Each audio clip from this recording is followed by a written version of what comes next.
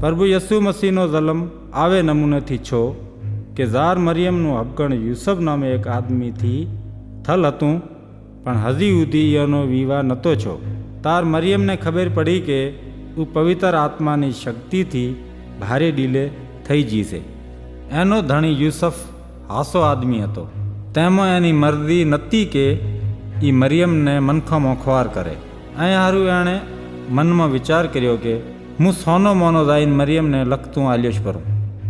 પણ તાર હજી એ જ વિચારમાં હતો તાર એને હુણામાં પરમેશ્વરનો એક ફરિશ્તો ભાળ્યામાં આવ્યો અને એને કીધું કે એ યુસફ, દાઉદ બાદશાહની ઓલાદ, તું મરિયમથી વિવાહ કર્યાથી ના બિયા, ચમકે એ પવિત્ર આત્માની શક્તિથી ભારે ડીલે થઈ છે.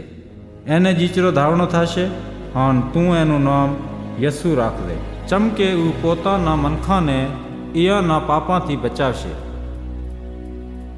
એ બધી વાતો અહીં સારું થયું કે પરમેશ્વરની વાત પૂરી થાય જે એણે પોતાનો ન્યાપો આલ્યાવાળાથી કેવરાવી હતી કે જુઓ, એક કુંવારી ભારે ડીલે થશે અને એને જીચરો ધાવણો થશે. એનું નામ ઇમાનુએલ રાખશે, જેનો મતલબ છે ઈશ્વર આપમાં ભેળો છે. પસેદાર યુસફ ઊંઘમાંથી ઉઠ્યો તાર એણે એમ જ કર્યું જેમ પરમેશ્વરને ફરિશ્તે એને કીધું હતું.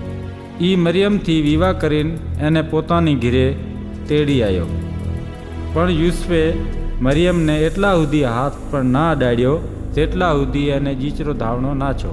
પછી યુસુફે એ છોકરાનું નામ યસુ રાખ્યું.